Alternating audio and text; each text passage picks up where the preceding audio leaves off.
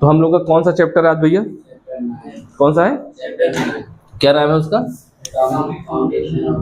हम लोगों ने कौन सा चैप्टर पढ़ लिया है? कौन सा है? नाम क्या है? जर्नी इनसाइड द, पढ़ लिया ना हम लोगों ने। सबसे पहला चैप्टर क्या पढ़ा पूरे साइंस में? Journey inside the atom. हम लोगों ने बढ़िया से पढ़ लिया कि आखिर में atom, journey inside the atom, यानी कि एटम के अंदर हम लोग घुस गए, है कि नहीं? कि एटम कैसा होता है, कैसा दिखता है, हमको पता नहीं था, लेकिन अलग अलग साइंटिस्ट आए, थॉमसन आए, और कौन आए? रदरफोर्ड आए, और कौन आए? नील्स बोहर आए। नील्स बोहर के बाद भी बहुत सारे आएंगे और आते रहेंगे, लेकिन हमको अभी नील्स बोहर तक ही हम लोगों ने पढ़ा है कि नहीं है? ठीक, हम लोगों ने एटम के बारे में सब कुछ जान लिया था। अब एटम से मिलके बनता क्या है? एटम से मिलके बनता क्या है? मैटर।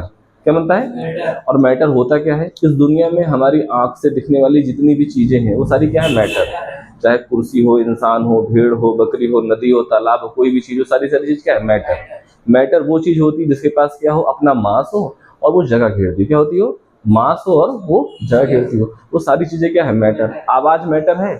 नहीं। क्यों? क्योंकि आवाज क्या है? आवाज महसूस तो होती है हमको, लेकिन न तो उसके पास क्या है? वजन है, और ना तो उसके पास क्या है? स्पेस है। लाइट, लाइट भी क्या है? मैटर है कि नहीं है? हैं? नहीं है। क्यों नहीं है? क्योंकि वो न जगह घेरती है, ना उसके पास क्या है? स्पेस है कि नहीं? आया? हाँ, न जगह घेरती है, ना उसके पास क्या है? मास। आया कि नहीं है?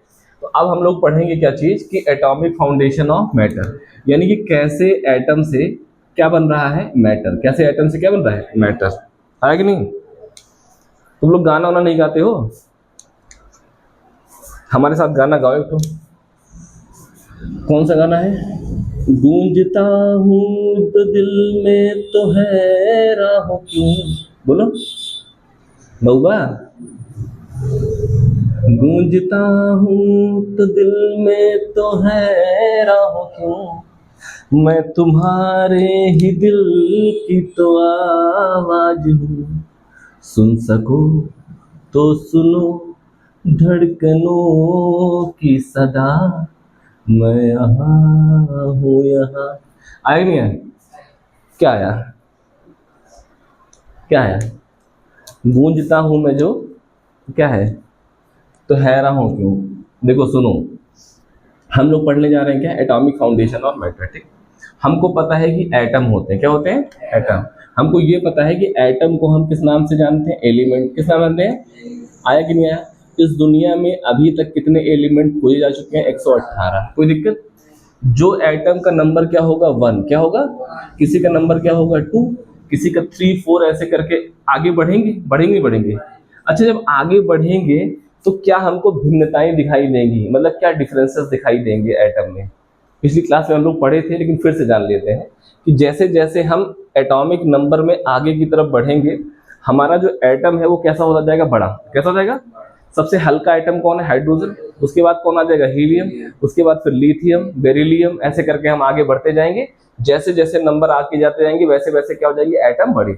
अगर मान लो किसी एटम का नंबर 2 है और किसी एटम का नंबर 4 है, तो मैं तुमसे पूछूं इस 2 और 4 में बड़ा कौन है, छोटा कौन है, तो क्या बताओगे? कि 2 छोटा है और 4 क्या है? बड़ा है कि नहीं? ठीक, 2 का एटॉमिक मास क्या है? 2। इसका कितना है? 4। नहीं, ऐसा नहीं है। इसका प्रोटॉन नंबर कितना है? 2, और इसका प्रोटॉन नंबर कितना है? 4। आया कि नहीं आया? लेकिन जब मास की बात करेंगे तो उसमें क्या ऐड हो जाएगा बेटा? न्यूट्रॉन। क्या ऐड हो जाएगा? आया कि नहीं आया? है, इसमें क्या ऐड हो जाएगा? न्यूट्रॉन। क्या हो जाएगा? जैसे जैसे हम आगे बढ़ते जाएंगे तो हमारे 20 तक क्या होंगे? प्रोटॉन न्यूट्रॉन की संख्या लमसम लमसम क्या होगी? बराबर। और जैसे 20 के बाद जाएंगे तो प्रोटॉन की संख्या के सापेक्ष में न्यूट्रॉन की संख्या क्या हो जाएगी हमारी? ज्यादा। क्यों हो जाएगी ज्यादा? क्योंकि न्यूट्रॉन को क्या करना है? स्टेबल करना है एटम को। ठीक है ना? इसे हम लोग पढ़ चुके थे ना, पढ़े नहीं पढ़ते? तो एटम के अंदर विशेष चीजें क्या होती हैं बताओ?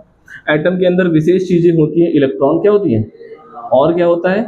और क्या होता है? आया कि नहीं आया? प्रोटॉन और न्यूट्रॉन मिलकर क्या डिसाइड करते हैं बेटा? मास। क्या डिसाइड करते हैं? आया कि नहीं आया? बहुत इंपॉर्टेंट चीज है, क्या है? मास। दूसरी चीज क्या है? हमारा इलेक्ट्रॉन क्या है? ये हमारा डिसाइड करता है बिहेवियर। क्या डिसाइड करता है? बिहेवियर। हमारा नहीं, एटम का। किसका? आया कि नहीं आया? तो एक चीज हो गई इलेक्ट्रॉन और एक चीज क्या हो गई? मास। ये दोनों जो है हमारे हैं क्या एक्चुअल में? ये तीनों लोग हैं क्या? क्या है? बोलो भाई। सब एटॉमिक पार्टिकल है कि नहीं है? कोई दिक्कत? ये हमारे क्या है? सब एटॉमिक पार्टिकल। कोई दिक्कत? अब हमको पता लग गया कि प्रोटॉन और न्यूट्रॉन से क्या बनता है? मास। तो जैसे जैसे हम एटॉमिक नंबर हमारा बढ़ता जाएगा, हमारे एटॉमिक मास क्या होते जाएंगे, बड़े। और जब एटॉमिक मास बड़ा होगा तो उस एटम का हल्का साइज भी क्या होगा, बड़ा। आया कि नहीं आया? ठीक। दूसरी चीज, इलेक्ट्रॉन क्या डिसाइड करता है, बिहेवियर। क्या करता है? तो इलेक्ट्रॉन जो हमारा क्या डिसाइड करता है, बिहेवियर। और बिहेवियर में डिसाइड करता है बेटा, ये स्टेबल और अनस्टेबल को डिसाइड करता है। क्या करता है? स्टेबल और अनस्टेबल। यानी कि या तो एटम स्टेबल होगा या तो एटम कैसा होगा, अनस्टेबल। स्टेबल और अनस्टेबल, स्टेबल और अनस्टेबल, ये कौन डिसाइड करता है, इलेक्ट्रॉन। और इलेक्ट्रॉन कैसे डिसाइड करता है, इलेक्ट्रॉन डिसाइड करता है उसकी वैलेंसी से। किससे करता है, वैलेंसी से। आया कि नहीं आया? तो हमको एक और चीज ध्यान में रखनी है जिसका नाम क्या है, वैलेंसी। वैलेंसी क्या होता है, वैलेंसी का मतलब होता है कि इलेक्ट्रॉन, जैसे तुमने नील्स बोहर का मॉडल पढ़ा था, तो नील्स बोहर ने बताया था कि इलेक्ट्रॉन जो है न्यूक्लियस के चारों तरफ ऑर्बिट में रहते। क्या रहते हैं? और उन्होंने बोला था कि एक ऑर्बिट नहीं, हजारों ऑर्बिट होती। क्या होती है? होती नहीं है। तो उनका नाम उन्होंने क्या रखा था बेटा, के, एल, एम और एन, ऐसे करके O, P, Q, R, S, T आगे चलते चले जाओ। आया कि नहीं आया? तो ये के को उन्होंने बोला गया था ऑर्बिट। क्या बोला था? इस ऑर्बिट को और किस नाम से जानते हैं, शेल। क्या जानते हैं, शेल। हमको पता है कि के अंदर कितने होते हैं, 2, एल के अंदर कितने होते हैं, 8, इसके अंदर कितने होते हैं, 8। आगे नहीं पढ़ेंगे, कंफ्यूजन होती चली जाएगी। कोई बात? यानी कि कहने का मतलब है कि वैलेंसी का मतलब ये होता है कि उनका ऑक्टेट, ऑक्टेट मतलब 8 और डुप्लेट मतलब 2, यानी कि उनके आखिरी शेल में इलेक्ट्रॉन की संख्या क्या होनी चाहिए, पूरी। क्या होनी चाहिए? अगर पूरी नहीं होगी तो उनके पास क्या जाएगी, वैलेंसी। क्या जाएगी? जैसे मान लो किसी का एटॉमिक नंबर कितना है, 8। कितना है? 8 है। तो उसके पास इलेक्ट्रॉन कितने होंगे बेटा, 8 है कि नहीं? आया कि नहीं है? अगर प्रोटॉन की संख्या 8 है तो इलेक्ट्रॉन की संख्या क्या होगी, 8। मगर कब, जब एटम क्या होगा, क्या होगा, एटम जब हमारा क्या होगा, न्यूट्रल। क्या होगा? तो जब भी हम कोई बात करेंगे तो हमेशा किसकी बात करेंगे, न्यूट्रल। क्या बात करेंगे? तो अगर मान लो 8 प्रोटॉन है तो कितने इलेक्ट्रॉन होंगे, 8। अगर इसको हम डिवाइड करेंगे किसमें, वैलेंसी के हिसाब से, नील्स बोहर के हिसाब से, तो यहाँ पे क्या आ जाएगा, 2 आएगा। और यहाँ पे कितना आ जाएगा, 6, क्योंकि 2, 6, 8 पूरे हो गए, यानी कि यहाँ पे 6 आया। क्या आया, 6। तो ये जो 6 है, इसको हम बोलते हैं वैलेंस इलेक्ट्रॉन। क्या बोलते हैं, वैलेंस इलेक्ट्रॉन। क्या है, वैलेंस इलेक्ट्रॉन। यानी कि आखिरी शेल में वैलेंस इलेक्ट्रॉन की संख्या कितनी है, 6। इसको अपना ऑक्टेट पूरा करने के लिए कितना इलेक्ट्रॉन चाहिए, 2। क्या चाहिए? तो ये 2 इसकी क्या हो जाएगी बेटा, वैलेंसी। क्या हो जाएगी? हम लोग इतना पढ़ चुके थे कि नहीं पढ़ चुके थे, हैं? पढ़ चुके थे। पास करो थोड़ा सा, गर्मी बहुत ज्यादा है कि नहीं है, पानी गिर रहा है, बदरा छाए रे बरसे।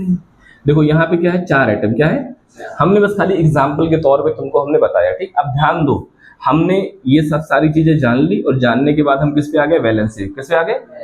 तो किसी भी एटम पे आने के बाद ये हमारा मार्कर चलना क्या हो गया, बंद। ऐसे ऐसे पढ़ रहा है। ठीक है, समझे कि नहीं समझे? तो यहाँ पे क्या है हमारा एटम। क्या है, एटम। तो इस एटम की वैलेंसी कितनी हो सकती है बताओ? 1 हो सकती है, क्या हो सकती है, 2 हो सकती है, 3 हो सकती है, 4, 5, 6, 7 और 8। आई नहीं है?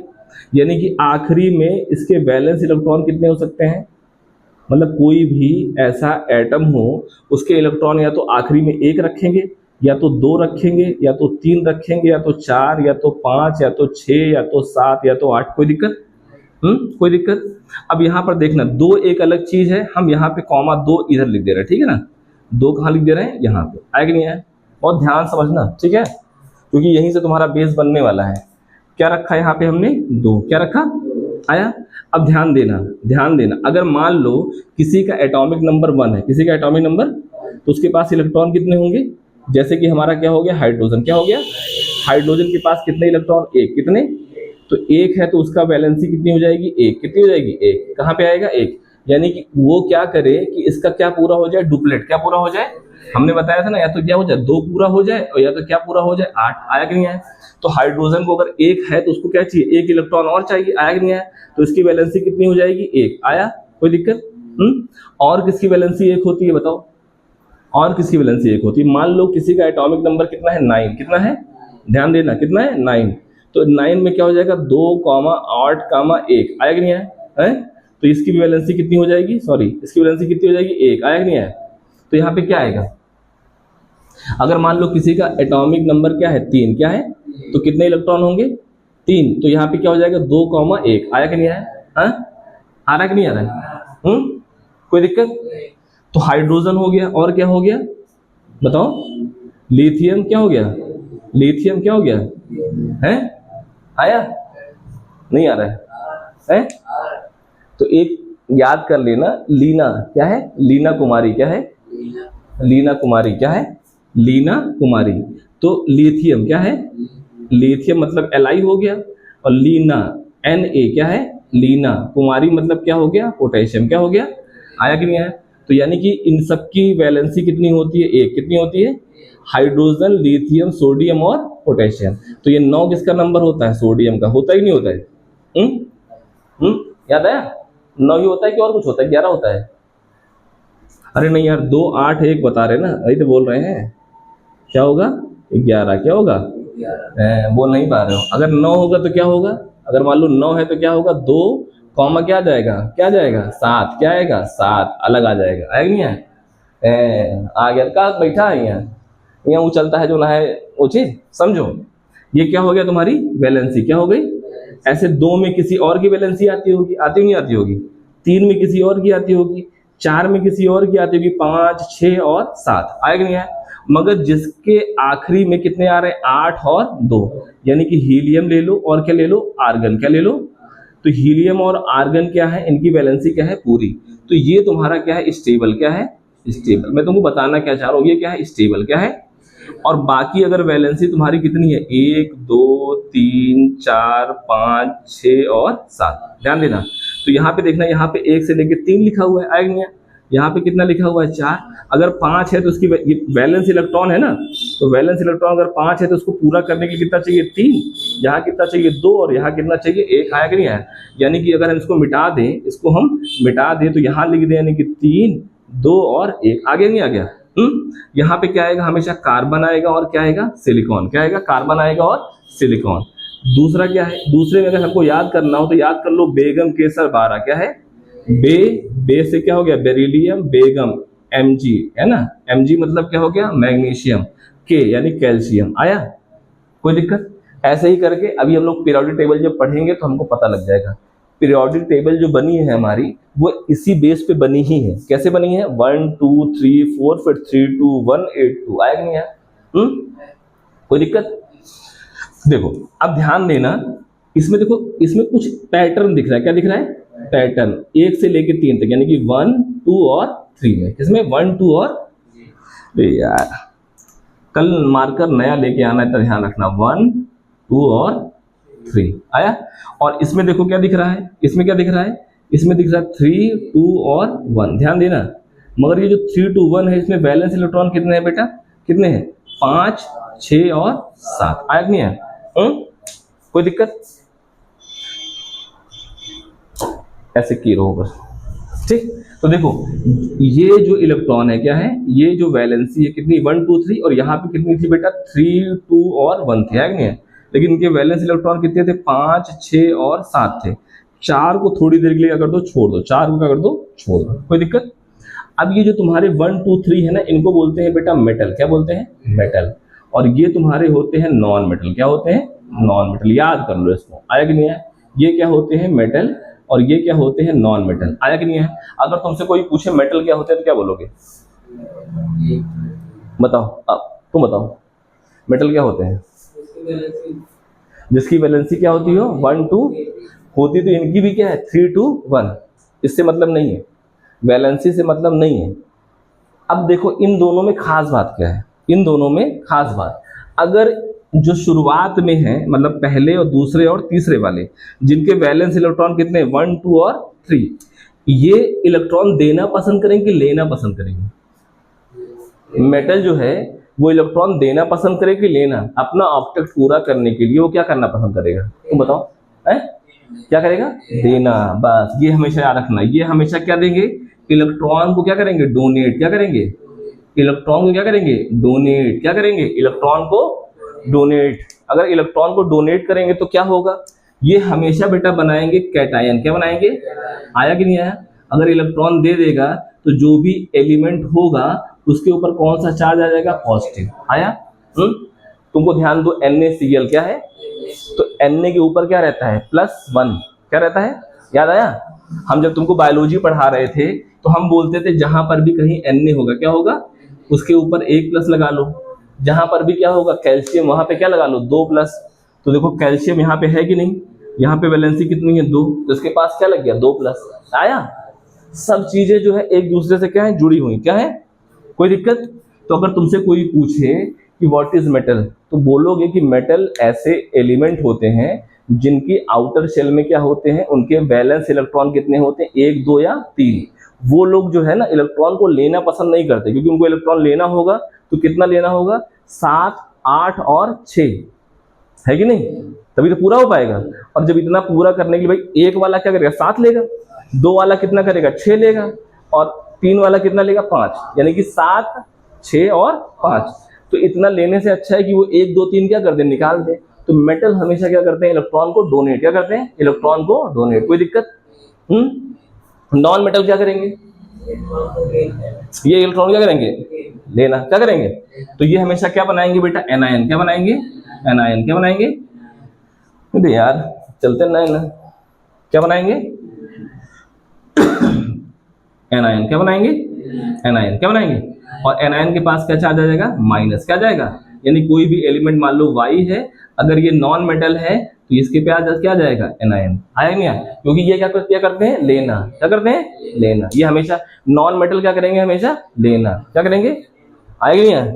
7वां नंबर किसका होगा बेटा, 7वां कौन सा है, 3 है ना, तो यहाँ पे लिख दो नाइट्रोजन, क्या लिख दो, आया, कोई में यार क्या लिख दो यहाँ पे, नाइट्रोजन, क्या लिख दो, और दूसरे वाले में क्या आ जाएगा, ऑक्सीजन और सल्फर, क्या जाएगा, और एक वाले में क्या आ जाएगा बताओ, एक वाले में आएगा आयोडीन, ब्रोमीन, क्लोरीन, ये सब आएंगे, आएंगे नहीं, क्या आएंगे, आयोडीन, ब्रोमीन और क्लोरीन, है ना, क्लोरीन, तो शुरुआत से मानो क्या आएंगे, क्लोरीन, क्लोरीन, ब्रोमीन, आयोडीन, जिसमें इन लगेंगे, आएंगे नहीं आया, कोई दिक्कत? ये तीसरा वाला बच रहा है, तीसरे वाले में क्या आएगा बताओ, मेरे को याद नहीं आ रहा है, तीसरे वाले में क्या आएगा, तीसरे वाले में मेरे ख्याल से आएगा एल्युमिनियम, क्या आएगा, एल्युमिनियम, क्या आएगा, इतना ही ध्यान रखो यार, मार्कर नहीं चल रहा है, क्या करें, क्लास को बंद कर देंगे, बताओ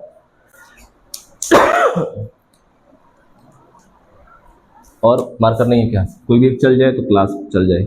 यहाँ पे क्या जाएगा बेटा, एल्यूमिनियम, क्या जाएगा, आएगा नहीं है। तो मेटल का क्या होते हैं, हु इज मेटल, मेटल वही होते हैं जो अपने इलेक्ट्रॉन क्या करें, डोनेट, आएगा नहीं है, वो क्या कर दें, दे दें, और जो नॉन मेटल है वो क्या करें, इलेक्ट्रॉन को ले ले, यानी कि एक्सेप्ट, क्या करते हैं, इलेक्ट्रॉन को एक्सेप्ट ले, कोई दिक्कत? अब बहुत चीज ध्यान से देखना, बहुत चीज ध्यान से देखना, तुम्हें इतनी चीजें दिख गई, ठीक, इतना तुम्हारे दिमाग में आ गया कि कौन क्या करेगा, कौन क्या नहीं करेगा। कार्बन और सिलिकॉन, इनकी वैलेंसी कितनी होती है, 4, तो या तो ये 4 दे दे और या तो 4 ले लें, तभी इनका ऑक्टेट पूरा होगा। लेकिन 4 इलेक्ट्रॉन देने में और 4 इलेक्ट्रॉन लेने में बहुत एनर्जी लगती है, तो ये कभी देते नहीं है, ये हमेशा क्या करते हैं, शेयर, क्या करते हैं, बहुत ध्यान से सुनना, इसको समझो। इसके बाद जब मैं तुमको भी बताऊंगा कि आखिर में कैसे तुम्हारा एटम जो है कंबाइन होके कंपाउंड बनाता है, तब मैं इसको बताऊंगा। लेकिन मैं तुमको यहाँ पे समझाना क्या चाह रहा हूँ कि मैं तुमको यहाँ से लेके जो इसका बेसिस है वो बताना चाहता हूँ, ठीक है ना, समझ नहीं आ रहा, ये चीज ध्यान रखना, मेटल और नॉन मेटल, आया कि नहीं आया। जैसे अगर मेटल और मेटल आपस में मिलेंगे तो क्या बनेगा, अगर मेटल, देखो आगे कंपाउंड कैसे बनेगा, जब एटम एटम कंबाइन होंगे तो 3 कंडीशन होगी, क्या होगी, 3 कंडीशन, कौन सी कंडीशन होगी, 3 कंडीशन। पहली कंडीशन जानते हो क्या होगी, या तो क्या मिल जाए, ध्यान दो चल ही नहीं रहा है, या तो क्या हो जाए, मेटल और नॉन मेटल मिले, क्या हो, मेटल और, या तो मेटल और मेटल, या तो मेटल और, या तो नॉन मेटल और नॉन मेटल, ये तो कंडीशनें होंगी है भाई, या तो मेटल और क्या मिले, नॉन मेटल, मेटल और नॉन मेटल मिलेंगे तो क्या होगा, क्या बनेगा, और अगर मान लो मेटल और मेटल मिले तो क्या बनेगा, और नॉन मेटल और नॉन मेटल मिलेंगे तो क्या बनेगा। बस यही 3 चीज पढ़ लोगे, तुमको सारा का सारा तुम्हारा बेसिक क्या हो जाएगा, क्लियर। लेकिन मैं तुमको समझाना क्या चाह रहा हूँ, पास करो। हम लोगों का मार्कर जो है क्या है, खराब हो चुका है, हम लोग बहुत तंगहाली में गुजर रहे हैं, हम लोग मार्कर नहीं मंगा पा रहे हैं, ठीक, इतना समझ आ गया, ठीक, इतना चीजें जो है आप लोग इसको जो है उतार लीजिएगा और इसको अपने दिमाग में रखना, जब मैं पढ़ाऊंगा तो अगली बार बहुत तेजी से पढ़ाऊंगा, ठीक है। अब हम आते हैं किस पे, अपने चैप्टर की शुरुआत पे। किस पे आते हैं, अपने चैप्टर की शुरुआत पे। हमको इतना पता होना चाहिए, इतना क्या होना चाहिए, पता। अब सबसे पहली चीज क्या है कि एटम क्या है, एटम। एटम और एटम आपस में मिलेगा तो क्या बनेगा बेटा, कंपाउंड। क्या बनेगा, आया कि नहीं आया, है कोई दिक्कत। एटम को हम एलिमेंट भी बोल सकते हैं, यानी कि एलिमेंट और एलिमेंट आपस में मिलेंगे तो क्या बनेगा, कंपाउंड। अब एटम कौन सा हो, मेटल हो कि नॉन मेटल हो, आया कि नहीं आया। ये मेटल ये मेटल, ये हम आगे जब बॉन्ड पढ़ेंगे तब हमको समझ आएगा, क्या पड़ेगा। अभी हमको बॉन्ड नहीं पढ़ना है, अभी हमको बस खाली एक बेसिक समझना है कि आखिर में काम कैसे चल रहा है यहाँ पे। तो एटम और एटम मिलता है तो हमेशा क्या बनता है बेटा, कंपाउंड। क्या बनता है, मगर ये खास बात है, अब ध्यान दो। अगर मान लो हम यहाँ पे एक एटम ले आए, क्या है, एक एटम, ये एटम को हमने यहाँ ला दिया, क्या ला दिया, यहाँ पे, ठीक। एक हमने दूसरा एटम लिया, ये हमने एटम लिया, ये आया। एक एटम ये है और एक एटम क्या है, ये। इसी के साथ साथ ना हम कुछ चीजें यहाँ पे लिखते चलेंगे 1 2 3 करके। क्या करेंगे, सबसे पहली चीज कि इस दुनिया में जो भी मैटर है, जो भी, वो सारे के सारे क्या है, कंपाउंड। सारे के सारे क्या है, कोई दिक्कत, कंपाउंड ही तो है। और कंपाउंड क्या है, यानी कि एटम और एटम जब आपस में मिल जाते हैं तो क्या बन जाता है, कंपाउंड। आया कि नहीं आया। यानी कि इस दुनिया की बनने वाली हर एक चीज किससे मिलकर बनी है, एटम से। तो हम यहाँ पे लिख सकते हैं कि इस दुनिया में बनने वाली हर चीज, यानी कि मैटर क्या है, मैटर ही तो दुनिया की हर चीज है। तो मैटर किससे मिलके बना हुआ है, मेड अप बाई क्या है, आया कि नहीं आया, मेड अप बाई क्या हो गया, एटम। कोई दिक्कत, कोई प्रॉब्लम, ठीक। अब ध्यान देना इसके आगे। अब जब भी एटम और एटम आपस में क्या होते हैं, मिलते हैं, तो एक नया कंपाउंड बनता है। क्या बनता है, एक नया कंपाउंड बनता है। क्या बनता है, एक नया कंपाउंड। क्या है, ये नया कंपाउंड। आया कि नहीं आया। अच्छा ये बताओ कि ये अलग तरीके से दिख रहा है, ये अलग तरीके से दिख रहा है, ये अलग तरीके से दिख रहा है? ये क्या था, एटम, ये क्या था, एटम। बट ये दोनों जब आपस में मिले तो क्या बन गया, कंपाउंड। मगर दिख क्या रहे, अलग अलग। क्या रहे, अलग अलग। यानी कि कहने का मतलब ये है कि इस एटम अलग तरीके का दिख रहा है, अलग तरीके का। वाकई में एटम अलग अलग तरीके से दिखते हैं। एटम जो है अलग अलग तरीके से, अलग अलग इनकी क्या होती है, प्रॉपर्टी। क्या होती है, यानी कि देखने में क्या होते हैं, अलग अलग। देखने में अलग अलग मतलब इनका कलर अलग हो सकता है, इनका जो है वजन अलग हो सकता है, नहीं है। ये अलग अलग चीजें हैं कि नहीं है, ये इनकी क्या है, प्रॉपर्टी। क्या है इसकी प्रॉपर्टी, क्या है, अलग। क्या है, न्यू। क्या है इसकी प्रॉपर्टी, न्यू ना लिखो, इसकी प्रॉपर्टी लिख दो अलग। क्या है, सेपरेट। इसकी क्या है, एक सेपरेट क्या है, इसकी क्या है, एक सेपरेट क्या है, बताओ, प्रॉपर्टी। सेपरेट क्या है, प्रॉपर्टी। आया कि नहीं आया, कोई दिक्कत। इसकी प्रॉपर्टी क्या है, सेपरेट। क्या है, इसकी प्रॉपर्टी क्या है, सेपरेट। आया कि नहीं आया। तो और इसकी प्रॉपर्टी क्या है, देखो ये सेपरेट प्रॉपर्टी, ये क्या है, सेपरेट प्रॉपर्टी। ये दोनों जब आपस में मिलेंगे तो ये जो बनेगा, इसकी प्रॉपर्टी एकदम क्या होगी, न्यू। एकदम क्या होगी, आया कि नहीं आया। कोई दिक्कत। जैसे मान लो एग्जांपल लेते, क्या लेते हैं, इसको हम मान लेते हैं हाइड्रोजन। क्या मान लेते हैं, और इसको मान लेते हैं ऑक्सीजन। क्या मान लेते हैं। अगर हाइड्रोजन और ऑक्सीजन मिलेंगे तो क्या बन जाएगा बेटा, वाटर। क्या बन जाएगा, वाटर। क्या बन जाएगा, कोई दिक्कत, कोई प्रॉब्लम। अभी फॉर्मूले पे जाओ ही मत, सिर्फ लिख दो हाइड्रोजन। क्या लिख दो, अभी तुमको ये नहीं पूछना है कि H2O क्या है, ये क्या है, ऑक्सीजन। तो ये क्या बन गया, पानी। क्या बन गया, हाइड्रोजन गैस जो है ना, होती है ना, बड़ी ज्वलनशील गैस होती है। कैसी होती है, ज्वलनशील। ज्वलनशील मतलब कंबस्टिबल। कैसी है, कंबस्टिबल। हाइड्रोजन कैसी गैस है, कंबस्टिबल। और ऑक्सीजन कैसी है, वो कंबस्टिबल नहीं है। बट ऑक्सीजन नहीं होगी तो कभी हाइड्रोजन जलेगी ही नहीं। यानी कि हाइड्रोजन कैसी गैस है बेटा, कंबस्टिबल। कैसी है, और ऑक्सीजन क्या है, सपोर्ट करती है कंबंशन में। किस करती है, आया कि नहीं है। जब हाइड्रोजन और ऑक्सीजन मिल जाते हैं तो बन क्या आता है, क्या बनता है, पानी बन जाता है। और जब पानी बन जाता है तो पानी ना तो जलता है और ना तो हेल्प करता है जलाने में। पानी को कहीं डाल दोगे तो आग क्या हो जाएगी, बुझ जाएगी। यानी कि वो सपोर्ट नहीं करती है। आया कि नहीं है। तो देखो इसकी प्रॉपर्टी क्या थी, अलग, इसकी प्रॉपर्टी क्या थी, अलग। दोनों की प्रॉपर्टी अलग थी, लेकिन जब नया कंपाउंड बना तो उसकी प्रॉपर्टी क्या हो गई, न्यू। क्या हो गई, आया कि नहीं है। यानी कि इस दुनिया के जितने भी एटम हैं, इस दुनिया में जितने भी एटम हैं, वो एटम जब आपस में मिलते हैं तो क्या बनता है, कंपाउंड। और जब कंपाउंड बनता है तो एटम अपनी पर्सनल प्रॉपर्टी खत्म कर देता है। एटम अपनी पर्सनल प्रॉपर्टी क्या कर देता है, खत्म कर देता है। कोई दिक्कत? तो क्या बन जाता है हमारा, कंपाउंड। आया कि नहीं आया? दूसरी सबसे इंपॉर्टेंट चीज देखो, यहाँ पे क्या था, हाइड्रोजन क्या था, और यहाँ पे क्या था, ऑक्सीजन। यहाँ पे क्या बना, H2O। क्या बना? अब ध्यान देना, हाइड्रोजन का कुछ मास होगा। क्या होगा भाई? हाइड्रोजन का, मान लो ये हाइड्रोजन है, ये क्या है, हाइड्रोजन, तो इसका एटॉमिक मास कितना होगा बेटा, बताओ कितना होगा? हाइड्रोजन कितना होगा? अरे 1 ही होगा, क्योंकि इसमें न्यूट्रॉन नहीं होता है। न्यूट्रॉन किस में होता है, उसके आइसोटोप्स में होता है, जब ड्यूटेरियम और ट्राइटेरियम पढ़ेंगे। है कि नहीं है? तो इसमें क्या होता है, इसका मास कितना है, 1 कितना है कि नहीं? इसका मास, इसको मान लो ऑक्सीजन, ऑक्सीजन का मास कितना है, ऑक्सीजन मास कितना है, बोलो भाई। ऑक्सीजन का एटॉमिक नंबर कितना है, 8। तो उसमें 8 प्रोटॉन भी होते हैं, 8 न्यूट्रॉन भी होते हैं। तो इसका वजन कितना हो जाएगा बेटा, 16। कितना हो जाएगा? आया नहीं आया? हाइड्रोजन का मास कितना है, 1। इसका मास कितना है? अब देखो, अब यहाँ पे हाइड्रोजन, क्या चीज हमने बोला, हाइड्रोजन और ऑक्सीजन मिलेगा तो क्या बन रहा है, H2O। क्या बन रहा है? इसका मतलब है यहाँ पे 2H है। क्या है? 2H। और यहाँ पे क्या है, 1। यहाँ पे क्या है, 1 O। है कि नहीं? है कि नहीं है? यही तो है। यहाँ पे H2 का मतलब क्या हो गया, 2H, और O का मतलब क्या हो गया, 1 O। आया? यही तो है। तो हमने यहाँ पे 1 O लिख दिया, यहाँ पे क्या लिख दिया, 2H लिख दिया। तो यहाँ पे क्या बन गया बेटा, H2O। क्या बन गया? आया? अब इसका मास कितना था, 1। इसका मास कितना था, 1। और इसका मास कितना था, 16। कितना था? कोई दिक्कत? अब यहाँ पे एक हाइड्रोजन, यानी हाइड्रोजन कितने हैं, 2 है। तो यहाँ पे इसका मास कितना हो जाएगा, 1। कितना हो जाएगा? और ऑक्सीजन तो 1 ही है, तो इसका मास कितना हो जाएगा, 16। यानी हम कह सकते हैं कि 2H और यहाँ पे क्या हो जाएगा, 16O। आया कि नहीं आया? ये 16O संख्या नहीं है, इनका क्या है, मास। और मास को हमेशा निकालते हैं बेटा ग्राम में। किस निकालते हैं? तो हम यहाँ लिख देते हैं ग्राम। क्या लिख देते हैं? यानी कि 2 ग्राम हाइड्रोजन ले लें और 16 ग्राम क्या ले लें, ऑक्सीजन। तो यहाँ पे जो H2O बनेगा, इसका मास कितना हो जाएगा, 18 ग्राम। क्या हो जाएगा? आया कि नहीं आया? नहीं आया? अब इससे तुमने समझा क्या?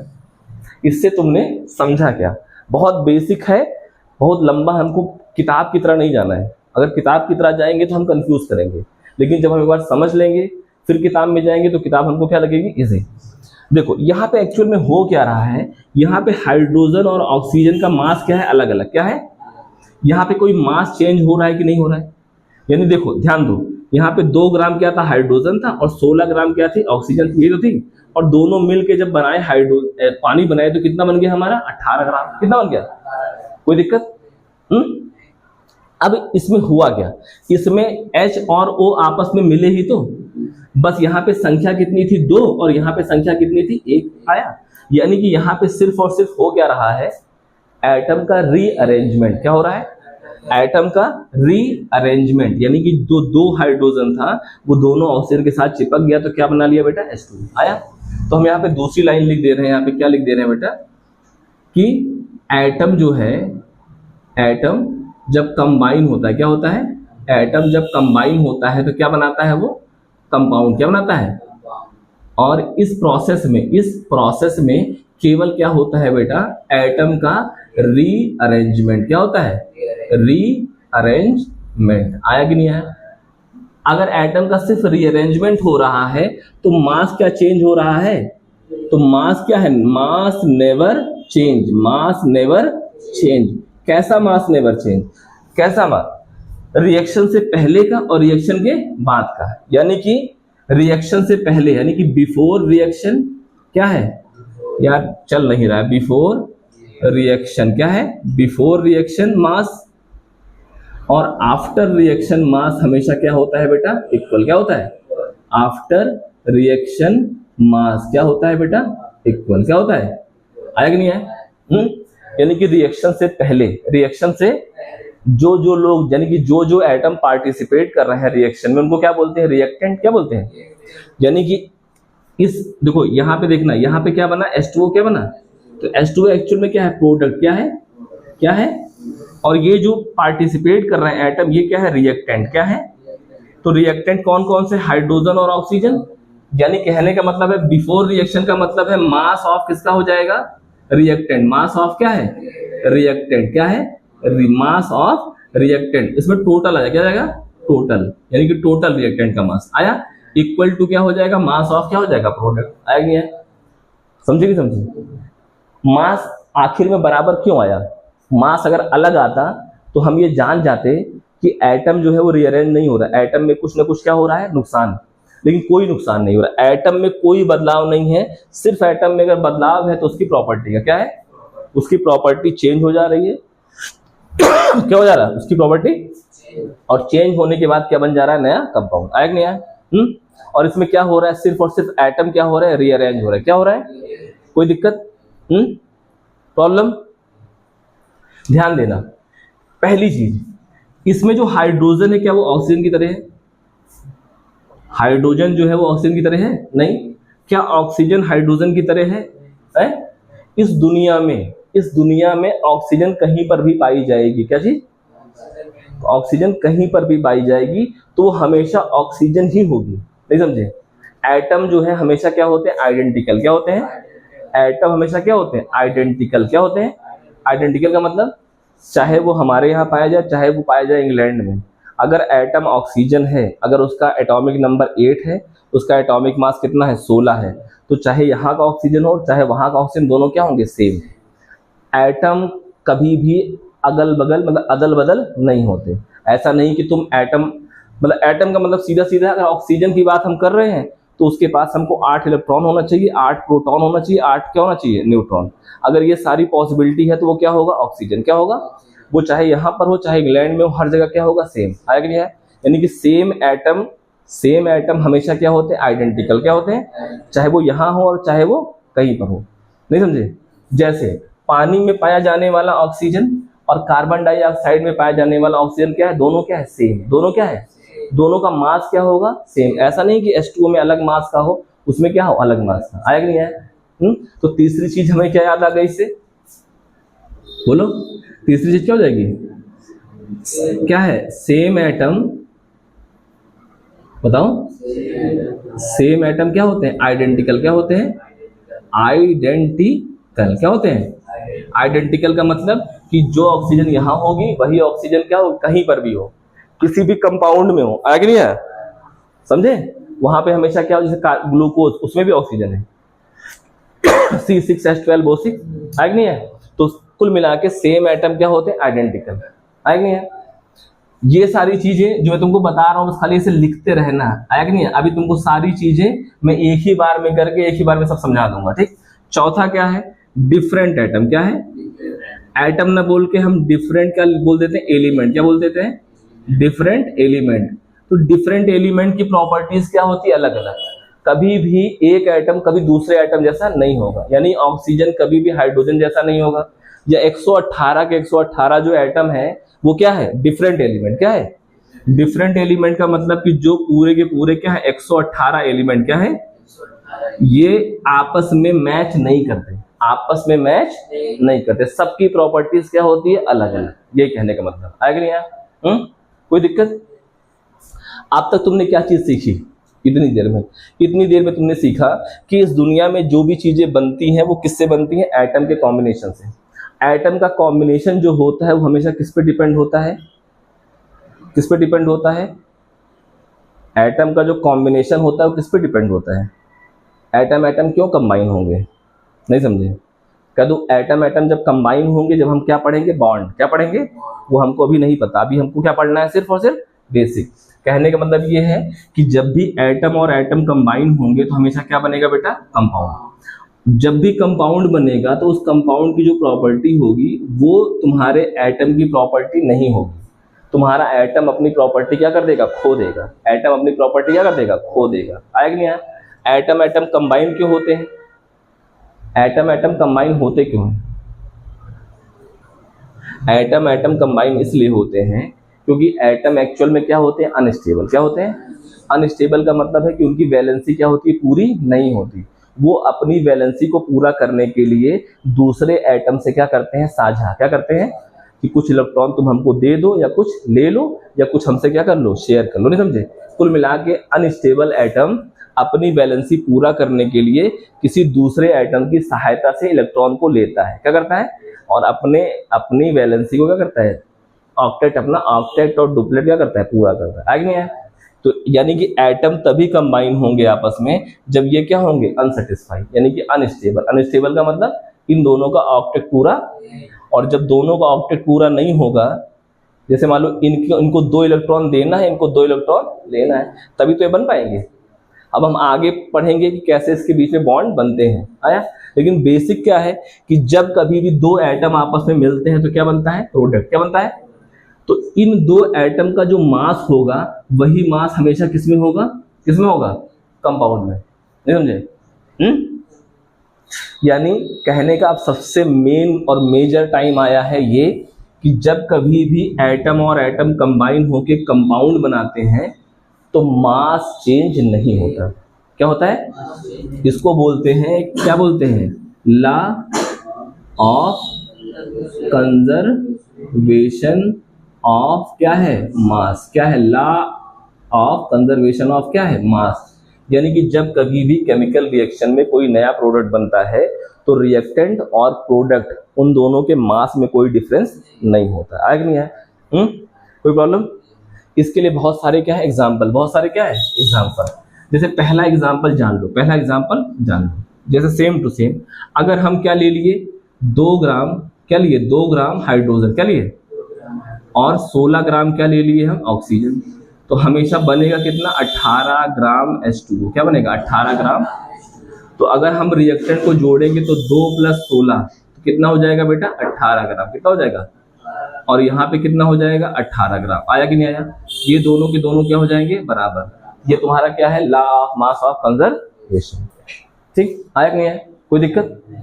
तो तुम्हारा ये जो लॉ ऑफ कंजर्वेशन ऑफ मास था, इसको बताने के लिए जो सबसे पहली बार इस साइंटिस्ट दुनिया में आया उनका नाम था एंटोनी लेवाइजर। क्या था, एंटोनी लेवाइजर।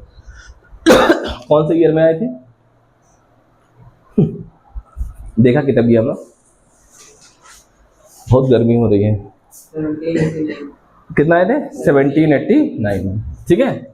1789 में उन्होंने पहली बार दुनिया को बताया। एक्चुअल में क्या था ना, 1789 के पहले जो केमिस्ट्री थी ना, उस केमिस्ट्री में कोई हिसाब किताब नहीं था। उस केमिस्ट्री में कोई हिसाब किताब, कोई अचानक से कोई चीज मिलाते थे तो कोई चीज बन जाती थी। तो उस समय लोग सोना बहुत बनाते थे, सोना। तो वो कहते थे कि एक पारस का पत्थर आता है, उस पारस के पत्थर को कहीं छू दो तो क्या बन जाता है, सोना। तो सब जो है सोचते थे मैं कैसे पारस का पत्थर बना दूं, उसको बोलते थे स्टोन फिलोसफर। ऐसा नहीं है कि भारत में ही, पूरे वर्ल्ड में एक कहानी प्रचलित थी कि एक पत्थर ऐसा आता है, उस पत्थर से जो छू देगा वो क्या बन जाएगा, सोना। लेकिन हमको पता है कि सोना बनेगा नहीं। सोना बनेगा तो कहाँ बनेगा, सन की कोर में। आया कि नहीं है, ठीक। दूसरा, सोना को क्या बोलते हैं, उसका सिंबल क्या होता है, क्या होता है, AU। एटॉमिक नंबर कितना होता है, 79। याद आया जब हम लोग रदरफोर्ड वाला एक्सपेरिमेंट पढ़ रहे थे, 2+ जाता था तो 79+ से लौटता था, ठीक, कोई दिक्कत। तो कौन साइंटिस्ट थे, एंटोनी लेवाइजर। 1789 में उन्होंने दिया था लॉ ऑफ कंजर्वेशन ऑफ मास। उसके तहत इन्होंने बताया था कि जब भी कोई केमिकल रिएक्शन होगा, एटम एटम आपस में कंबाइन हो कोई प्रोडक्ट बनाएंगे, तो रिएक्टेंट का मास हमेशा किसके बराबर होगा। इससे हमको पता क्या लगा, इस पूरे की पूरे सार से हमको पता क्या लगा, इसका मतलब है कि atom can not be created और atom can not be destroyed. आया नहीं आया। What is the meaning of law of conservation of mass. इस दुनिया में law of conservation of mass का मतलब है कि मास इस दुनिया में हमेशा कैसा है, कंजर्व है। मास को आप चेंज कर ही नहीं सकते हो, मास को आप चेंज कर ही नहीं सकते हो। यानी कि इस दुनिया में अगर एटम बन गया, हो सकता है कि आज से 13 बिलियन साल पहले बना हो, वही एटम आज भी तुम्हारे शरीर में मौजूद है, तुम्हारे पेड़ पौधों में, तुम्हारी सड़क पे, तुम्हारी जगह पे, हर जगह क्या मौजूद है, आज से 13 बिलियन साल पहले बना हुआ एटम। आया नहीं है। Atom can not be created, you can not, तुम एटम को क्रिएट कर ही नहीं सकते। एटम को बिग बैंग के बाद ही क्रिएट हुआ था, और वही जब हाइड्रोजन हाइड्रोजन मिलने लगे तो हीलियम बना, हीलियम से लिथियम, लिथियम से कार्बन, और आयरन तक गए। फिर आयरन के बाद कहाँ गए, सुपरनोवा में, पता नहीं कहाँ नहीं। तो कहने का मतलब है कि जितने भी एलिमेंट है वो हमेशा कहाँ बनते हैं, सन की कोर में। सन मतलब स्टार की कोर में, है नहीं है। तो वहीं से एनर्जी से क्या होते हैं, क्वार्क बने, क्वार्क से क्या बने, न्यूट्रॉन प्रोटॉन बने, फिर न्यूट्रॉन प्रोटॉन जो है आपस में क्या हुए, रिजम्बल हुए, तो पॉजिट्रॉन बना, फिर इलेक्ट्रॉन बना। कहानी पढ़िए ना, ठीक है, समझे। यानी कि एटम इससे हमको पता क्या लगा बेटा, इससे हमको ये पता लगा कि atom can not be created और atom can not be destroyed. आया कि नहीं आया, समझे। लॉ ऑफ कंजर्वेशन मास आया। क्यों आया? क्योंकि जब कोई भी रिएक्शन हो रही है, जब कोई भी, तो इस रिएक्शन में केवल क्या हो रहा है, क्या हो रहा है, एटम का क्या हो रहा है, रीअरेंजमेंट। क्या हो रहा है? यानी कि एटम केवल रीअरेंज कर रहे हैं। एटम केवल दो मिले तो ऐसे मिल गए, दो ऐसे मिल गए, दो ऐसे मिल गए, चार ऐसे मिल गए, तो अलग अलग मॉलिक्यूल और अलग अलग कंपाउंड बनना चालू हो गया। आएगा क्या? ठीक। Atom can not be created और atom can not be destroyed. मगर इसमें एक और अच्छी बात है, इसमें एक और अच्छी बात है। एक अच्छी बात यह है कि अगर तुमसे मैं बोलूं कि दूसरे नंबर का एग्जांपल लूं और यहां बोलूं कि 1 ग्राम हाइड्रोजन, 1 ग्राम और 16 ग्राम क्या है, ऑक्सीजन, ओ सॉरी 8 ग्राम क्या है, ऑक्सीजन। क्या है? 8 ग्राम ऑक्सीजन। तो यहां पर क्या बनेगा, 9 ग्राम क्या बनेगा, H2O। कोई दिक्कत? तीसरा हमने एग्जांपल लिया, हमने कहा यहाँ पे 4 ग्राम क्या है, हाइड्रोजन है। क्या है?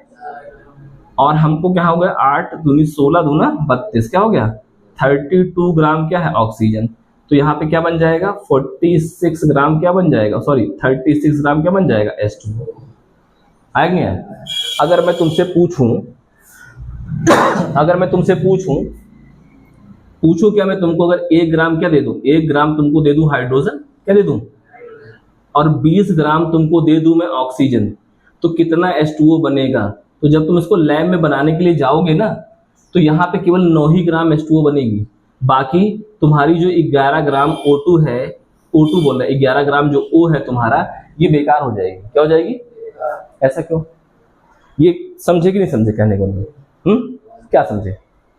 यानी कि तुमको लैब में तुमने कहा कि कोई बात नहीं, हम एटम एटम को जोड़ेंगे, यानी हाइड्रोजन और ऑक्सीजन को जोड़ेंगे तो हमारा H2O बनेगा। ठीक। तो तुमको हमने कहा कि 1 ग्राम क्या ले लो, हाइड्रोजन, और 8 ग्राम क्या ले लो, O। तो तुमने जोड़ा तो यहाँ 9 ग्राम बन गए। ठीक। फिर तुमने हमने कहा कि 4 ग्राम ये ले लो और 32 ग्राम ऑक्सीजन ले लो, तो तुम्हारी कितनी बन गई, 36 ग्राम। लेकिन मैंने तुमसे कहा कि 1 ग्राम हाइड्रोजन ले लो और 20 ग्राम क्या ले लो, ऑक्सीजन। जब तुम इसको एडअप करोगे तो बनी तुम्हारी केवल 9 ग्राम, बनी तुम्हारी केवल, तुम्हारी 11 ग्राम जो है ऑक्सीजन खराब हो गई, बच गई। ऐसा क्यों? ऐसा क्यों? ऐसा साइंटिस्टों के मन में सवाल आया होगा, एक्सपेरिमेंट करते होंगे तो कुछ चीजें बच जाती होंगी, कुछ चीजें घट जाती होंगी, है नहीं है? तो यहाँ पर हाइड्रोजन तो पूरी खत्म हो गई, लेकिन ऑक्सीजन पूरी खत्म। इसका मतलब है कि जो हमारा कंपाउंड बन रहा है, जो हमारा प्रोडक्ट बन रहा है, वो हमेशा किस रेशियो में बनता है, फिक्स रेशियो में। किसमें बनता है? फिक्स रेशियो में। किसमें बनता है? आगे इसका मतलब है कि एटम ऐसा नहीं कि कोई भी कॉम्बिनेशन मिला दो। यानी कि सबसे पहली चीज कि हमको ये पता है कि मास क्या होता है, conserve. Atom can not be created और कैन नॉट बी डिस्ट्रॉयड। दूसरी चीज हमको क्या पता लगी कि जब भी हमारा कोई प्रोडक्ट बनेगा तो हमेशा किससे बनेगा, फिक्स रेशियो में। किससे बनेगा?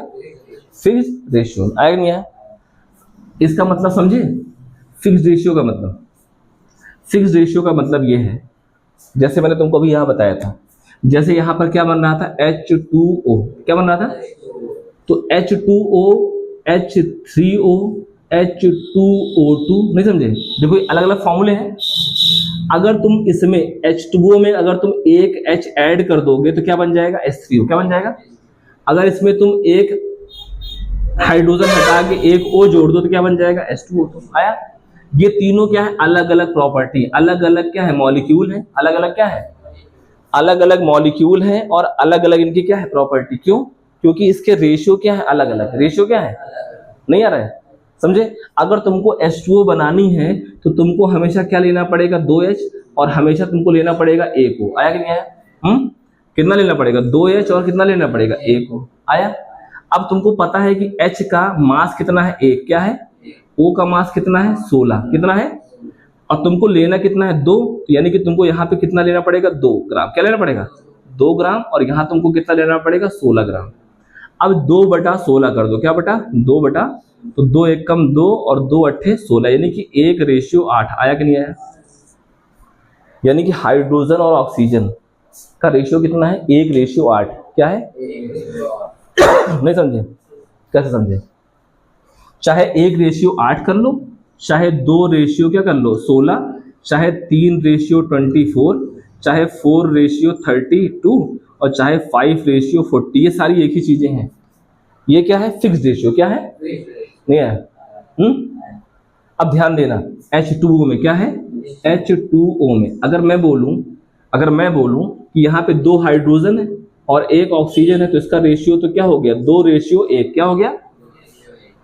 तो कभी भी फिक्स्ड रेशियो हमेशा किसमें होता है, मास में। किसमें होता है, उसके नंबर पे नहीं होता है, उसके नंबर पे। जैसे मान लो यहाँ पे लिखा है CO2, क्या लिखा है, तो यहाँ पे C की कितने एटम है, 1, O के कितने एटम है, 2, तो इसके एटम का जो रेशियो है बाई नंबर वो कितना है, 1 2, कितना है। लेकिन कभी भी फिक्स्ड रेशियो जो है वो नंबर के कारण नहीं होता, मतलब एटम के नंबर के कारण नहीं होता, हमेशा एटम के क्या होता है, मास में होता है। क्या होता है, एटम के मास। आया नहीं है। यानी कि जब भी, यानी कि यहाँ पे एक और चीज लिख लो नहीं, कि जब भी कोई नया कंपाउंड, क्या है, जब भी कोई नया प्रोडक्ट बनेगा तो वो कभी किस में नहीं होगा, वो हमेशा किस में होगा, बाई रेशियो ऑफ क्या होगा, मास। बाई रेशियो ऑफ क्या होगा, मास। आया नहीं है। और तुमने एक चीज क्या सीखी, तुमने एक चीज ये सीखी सबसे इंपॉर्टेंट, जब भी कभी कोई प्रोडक्ट बनता है, जब भी कोई प्रोडक्ट बनेगा, जब एटम और एटम आपस में क्या होंगे, मिलेंगे। जब एटम और एटम आपस में, तो एटम कभी भी आधा नहीं मिलता है, हमेशा किसमें मिलता है, होल नंबर में। किसमें मिलता है, नहीं समझे। जैसे अगर मान लो यहाँ पे क्या है, C और O, क्या है, C मतलब कार्बन, O मतलब O। अगर ये C और O मिलेंगे तो क्या बन जाएगा, CO, यानी कार्बन मोनोऑक्साइड बन जाएगा। अगर यहाँ पे 2 O मिल गए, क्या हो गए, तो यहाँ क्या बन जाएगा, CO2, क्या बन जाएगा। अब यहाँ पे ध्यान दो, यहाँ पे 1 कार्बन था और क्या था, 1 ऑक्सीजन। अब यहाँ पे क्या था, 1 कार्बन और यहाँ पे क्या है, 2 ऑक्सीजन। आया नहीं है। तो ये हमेशा एटम और एटम, हमेशा एटम और एटम जब मिलते हैं तो हमेशा किसमें मिलते हैं, होल नंबर में। मतलब 1.1, 1.2, 1.3 नहीं, हमेशा किसमें मिलते हैं, होल। मतलब पूरा एटम पार्टिसिपेट करेगा, ये नहीं कि आधा एटम बीच में से काट दो, आधा एटम बीच से काट दो। तो एटम हमेशा कैसे मिलेगा, होल नंबर में। एटम कैसा मिलेगा। तो यानी कि एक और लाइन आ गई कि कोई भी केमिकल रिएक्शन, कोई भी केमिकल रिएक्शन, बहुत ध्यान से भैया देखना, स्केच नहीं चल रहा है, कल नया आ जाएगा, ठीक है। कोई भी केमिकल रिएक्शन में जब होती है तो एटम जो है हमेशा किसमें पार्टिसिपेट करते हैं बेटा, होल नंबर में। किसमें पार्टिसिपेट करते हैं, होल नंबर में। इसका मतलब क्या हुआ, इसका मतलब है एटम जो है वो कैसा है बेटा, इनडिविजिबल। कैसा है, indivisible in the reference of reaction, in the reference of, यानी कि जब कभी भी रिएक्शन होता है तो एटम टूटता नहीं। एटम कैसा है, इंडिविजुअल, एटम पूरा का पूरा जा रहा है, एटम पूरा का आया नहीं है। और जो ये फिक्स्ड रेशियो वाला जो तुमको कॉन्सेप्ट था, समझ गए ना। अगर मान लो H2O, क्या लिखा है यहाँ पे, H2O, तो इसका रेशियो क्या है, इसका रेशियो 2:1 है या 1:8 है, बताओ, तुम बताओ, इधर आओ, बताओ। H2O का रेशियो कौन सा है, 2:1 है कि 1:8 है, क्यों, क्योंकि 2 हाइड्रोजन है और एक ऑक्सीजन। इस 2:1 का मतलब क्या हुआ, 1:8 का मतलब क्या हुआ,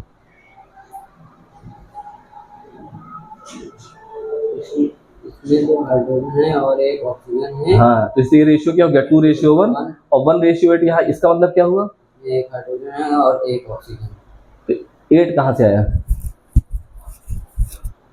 कौन बताएगा, बताओगे तुम, हाँ तुम बताओ। मास जब निकला, इधर आओ, कहाँ निकला, तुम छुपा ना सकोगे, मैं इतना मार दूंगा, बताओ। यहाँ पे 2/1 लिखा है, 2:1 है। यहाँ पे क्या है, 1:8। 2:1 का मतलब होता है 2/1, 1/8। मतलब ये 1/8 जो है वो क्यों है, हमने बोला ना कि एटम जब भी कंबाइन होते हैं तो प्रोडक्ट बनता है, हमेशा कैसे बनता है, फिक्स्ड रेशियो। तो हमने यहाँ पे 2 फिक्स्ड रेशियो लिखा, 1:8 लिखा, 2:1 लिखा। ये 2:1 क्या है, मतलब इसमें 2 H है, एक O। हाँ, और 1:8 क्या है, इसका एक मास है और ऑक्सीजन का मास 8। हाँ, ऑक्सीजन का मास कितना है, 8। हाइड्रोजन का मास कितना है, 1। ऑक्सीजन का मास वैसे 16 होता है, कितना होता है। तो इसको बोलोगे कि सर यहाँ पे जो आपने 1:8 लिखा है, तो ऑक्सीजन का मास कितना होता है, 16। हाइड्रोजन का 1 होता है, लेकिन यहाँ पे 2 है, तो यहाँ पे क्या हो जाएगा, 2:16 चाहे लिख लो और चाहे 1:8 लिख लो, दोनों क्या चीजें हैं, सेम। दोनों क्या चीजें हैं, सेम।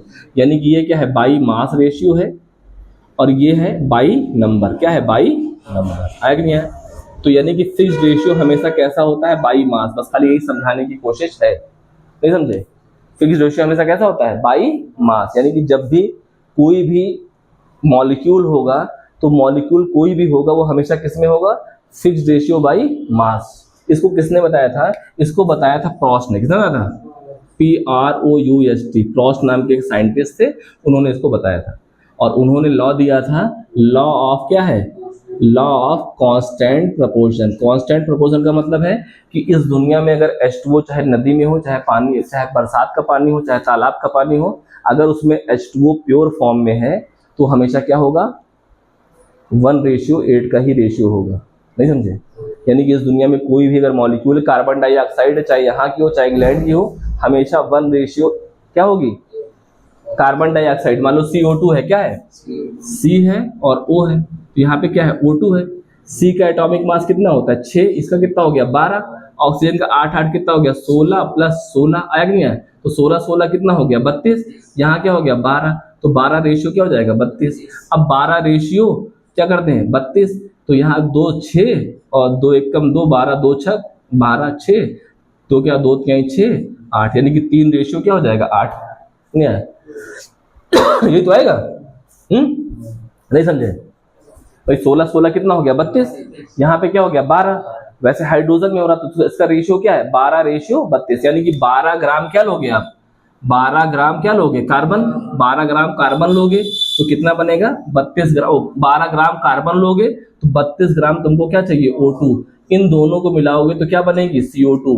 तो CO2 का कितना हो जाएगा? 12 और 32 कितना हो जाएगा? 44 ग्राम। कितना हो जाएगा? आया? यानी कि कभी भी एटम कंबाइन होकर जब प्रोडक्ट बनते हैं तो किस बनते हैं? फिक्स्ड रेशियो बाई मास, यानी कि जो रिएक्टेंट है उनका जो मास है उसका एक फिक्स्ड रेशियो जुड़ेगा तभी जाके प्रोडक्ट बनेगा। तो तुमने 2 लॉ समझ लिए, एक लॉ ऑफ कंजर्वेशन ऑफ मास और एक क्या समझ लिया? लॉ ऑफ क्या है? डेफिनेट प्रोपोर्शन, या लॉ ऑफ क्या है? कांस्टेंट प्रोपोर्शन, या प्रॉस्ट लॉ। प्रॉस्ट लॉ हमको बताता है फिक्स्ड रेशियो बाई मास। आ गया?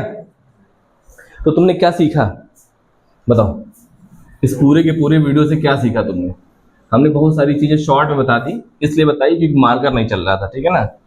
और गर्मी इतनी होती है कि आधा चीज पढ़ाने का मन ही नहीं करता। आए नहीं आए? क्या चीज सीखे तुमने सीखा कि कुल मिला के एटम और एटम, क्या चीज? ध्यान सुनो, एटम और एटम मिलेगा तो क्या बन जाएगा? कंपाउंड। आया? अब व्हाट इज कंपाउंड? एक चीज होती है कंपाउंड, क्या होता है? एक होता है कंपाउंड और एक होता है मॉलिक्यूल। क्या डिफरेंस है इसमें बताओ? हर मॉलिक्यूल क्या है? कंपाउंड है, बट हर कंपाउंड मॉलिक्यूल नहीं है। नहीं समझे? समझे? हर मॉलिक्यूल क्या है लेकिन हर कंपाउंड मॉलिक्यूल नहीं। समझे? क्या नहीं समझे? अगर मान लो यहाँ पे लिखा है H2, क्या लिखा है? इधर देखते हैं, यहाँ लिखते हैं क्या? H2। क्या लिखा है? ये क्या लिखा है? O2। तो ये क्या है? मॉलिक्यूल। क्या है? ये कंपाउंड नहीं है। क्या है? इसको क्या बोलेंगे? मॉलिक्यूल। अगर यहाँ पे क्या लिखा है? H2O। क्या है? तो ये मॉलिक्यूल भी है और क्या है? कंपाउंड। आ गया? बस, अब ज्यादा नहीं बताएंगे। समझ आया कि नहीं बताएंगे? आया? अगर सेम एटम, क्या है? सेम एटम अगर मिल के कोई क्या बना रहे हैं? मॉलिक्यूल, तो वो कंपाउंड नहीं होगा। वो उसको क्या बोलेंगे? सिर्फ और सिर्फ O2 क्या है? O2 कंपाउंड नहीं है। O2 क्या है? O2 क्या है? और H2O क्या है? कंपाउंड। यानी कि हर मॉलिक्यूल कंपाउंड, बट हर कंपाउंड मॉलिक्यूल होता है। ये तो बोले थे हम पहले। पहले क्या बोले थे? उल्टा बोले थे क्या? अच्छा, हाँ तो वही तो सही बोल रहे थे ना, सही तो बोले थे। कंफ्यूज करते हो। हमने क्या बोला था? हर मॉलिक्यूल क्या होता है? कंपाउंड होता है, लेकिन हर कंपाउंड मॉलिक्यूल, जैसे H2 है तो H2 क्या है? H2 कंपाउंड है, मॉलिक्यूल है। तो हमने कहा हर कंपाउंड मॉलिक्यूल नहीं होता है। तो यानी कि जब सेम एटम से कोई चीज मिलके बनेगी तो क्या बोलेंगे उसे? मॉलिक्यूल। और डिफरेंट एटम, देखो उसमें H है और क्या है? O है, तो क्या बोलेंगे इसे? कंपाउंड भी बोलेंगे और मॉलिक्यूल भी बोलेंगे। आए नहीं है? तो हमने आज क्या क्या पढ़ा? हमने ये पढ़ा कि जब हम एटम और एटम को आपस में जोड़ते हैं तो क्या बन जाता है? हमारा प्रोडक्ट। आए नहीं है? अब इसमें हमने 2 लॉ पढ़े। क्या पढ़े? एक पढ़ा हमने law of mass of conservation, और एक पढ़ा हमने क्या? लॉ ऑफ क्या है? डेफिनेट प्रोपोर्शन बोल लो, चाहे कांस्टेंट प्रोपोर्शन बोल लो, और चाहे क्या बोल दो? Proust law. क्या बोल दो? तो दोनों में डिफरेंस क्या है? लॉ ऑफ कंजर्वेशन ऑफ मास हमको ये बताता है कि इस दुनिया में कभी भी मास चेंज होता ही नहीं है। यानी कि पृथ्वी का वजन आज से 15 करोड़ साल पहले अगर मान लो 50 किलो है तो आज भी 50 किलो है। सिर्फ और सिर्फ कुछ एटम इधर जा रहे हैं, कुछ एटम, सिर्फ एटम का क्या हो रहा है, रीअरेंजमेंट। क्या हो रहा है, आएगा नहीं है। लॉ ऑफ कंजर्वेशन ऑफ मास से हमें सीखने को मिलता है कि atom can not be created और एटम क्या है, can not be destroyed. Only क्या होगा, एटम का रीअरेंजमेंट। यानी इस मैटर, पूरी दुनिया में जो भी मैटर है, पूरी कोई क्या है, कुछ भी मैटर, उस मैटर में सिर्फ और सिर्फ क्या हो रहा है, एटम क्या हो रहा है, रीअरेंज हो रहे हैं। यानी कि हम पैदा हुए तो जो हम खाना खाते हैं उसी खाने से हमारा शरीर बन रहा है, नहीं हो रहा है। हमारा शरीर किससे बन रहा है, खाने से। अगर खाना नहीं खाते तो हमारे शरीर में जो खाना खा रहे हैं और वही चीज़ हमारे शरीर में क्या होते हैं, मॉलिक्यूल बन रहा है, कंपाउंड बन रहा है, बनते बनते हमारा क्या बन गया, शरीर बन गया। फिर जिस दिन मर जाएंगे उस दिन मिट्टी मिल जाएंगे या जला दिए जाएंगे, तो फिर से क्या हो जाएंगे, फिर से हम इसी दुनिया में क्या हो जाएंगे, हमारे एटम क्या हो जाएंगे। ऐसा नहीं कि तुम एटम को गर्म कर दोगे तो एटम पिघल जाएगा। एटम कभी भी ना पिघलेगा ना कभी बनेगा, एटम जैसा है वैसा ही रहेगा। और एटम जो है हमेशा कैसे होते हैं, स्टेबल और अनस्टेबल। स्टेबल का मतलब उनका ऑक्टेट क्या है, पूरा। जिनका ऑक्टेट तो डुप्लेट पूरा हो गया, देखिए हीलियम और आर्गन, जो स्टेबल एटम है वो कभी भी रिएक्शन नहीं करेंगे, कभी भी बिना मॉलिक्यूल बनाएंगे और न कभी क्या बनाएंगे, कंपाउंड। मॉलिक्यूल और कंपाउंड हमेशा कौन बनाते हैं, अनस्टेबल एटम। अनस्टेबल एटम कौन होते हैं, जिनकी क्या होती है, जिनकी वैलेंसी बची होती है, यानी कि उनकी वैलेंसी होती है। वैलेंसी मतलब उनकी ऑक्टेट पूरी नहीं है, तो वो अपना ऑक्टेट पूरा करने के लिए किसी दूसरे एटम के साथ क्या करते हैं, बॉन्ड बनाते हैं। क्या बनाते हैं, तो हमने पढ़ा मेटल और नॉन मेटल, अलग अलग तरीके से ये लोग क्या बनाते हैं, बॉन्डिंग करते हैं। और बॉन्डिंग करने के बाद क्या बनाते हैं, कंपाउंड। क्या बनाते हैं, आया कि नहीं है। और उसमें हमने पढ़ा था यही कि law of mass of conservation पढ़ लिया था कि कभी भी मास चेंज नहीं होता है, मास चेंज। और उसके बाद हमने देखा था कि मास से ही हमको पता लग रहा था कि मास चेंज नहीं होता है, लेकिन जब एक फिक्स्ड मास, क्या चीज है, फिक्स्ड रेशियो में अगर मास जुड़ेगा तभी हमारा क्या बनेगा, प्रोडक्ट। और प्रोडक्ट जो भी बनेगा हमारा, उस प्रोडक्ट, पर्टिकुलर प्रोडक्ट का मास हमेशा क्या होगा, फिक्स्ड होगा। उसका जो रेशियो होगा मास का, यानी कि जो रिएक्टेंट है उसके, उसका क्या होगा, फिक्स्ड। आगे नहीं है। जैसे मान लो यहाँ पे क्या था, H और यहाँ पे क्या था, O, तो यहाँ पे क्या बन गया बेटा, H2O। अब इस H2O, यानी कि हमको वाटर का फॉर्मूला देखा तो क्या था, H2 था और O था। तो हमने यहाँ पे क्या कर दिया, यहाँ पे हमने 2 H ले लिए, क्या ले लिए, और हमने क्या कर लिया, एक O ले लिया। आगे नहीं है। अगर तुमसे पूछें कि इसका बाई नंबर रेशियो कितना है तो बोलोगे 2:1। क्या है, यानी कि बताओगे कि 2 हाइड्रोजन लेना पड़ेगा और एक हमको क्या लेना पड़ेगा, ऑक्सीजन। आएगा नहीं है। अगर हम तुमसे पूछें कि इसका फिक्स्ड मास रेशियो क्या है तो तुम क्या निकालोगे, 1 ग्राम 1 ग्राम और इसका कितना है, 16। तो 2 और क्या हो जाएगा, 2, अरे यार चल ही नहीं रहा, 2 रेशियो क्या है, 16। तो इसका रेशियो क्या हो जाएगा, 2:16। 2 का मतलब ऊपर लिख दो, 16 क्या कर दो नीचे। ये हमेशा रेशियो मतलब बटा है, 2 कम 2 और 2 1 के 8, चाहे 1/1/8 कह लो, चाहे 2:16 कह लो, चाहे जो कह लो। आएंगे यहाँ। तो यानी कि ये जो रेशियो बता रहा है ये मेरे को बता पॉस्टला, और इन दोनों को जोड़ने के बाद ये इसका वजन और इसका वजन क्या आ जाए, बराबर। ये मैं क्या बता रहा, law of mass of conservation. और इन्हीं दोनों लॉ के आधार पर डाल्टन ने क्या दिया, अपनी फर्स्ट एटॉमिक थ्योरी। कब दी उन्होंने, 18, भुलाया जाता है, 1800।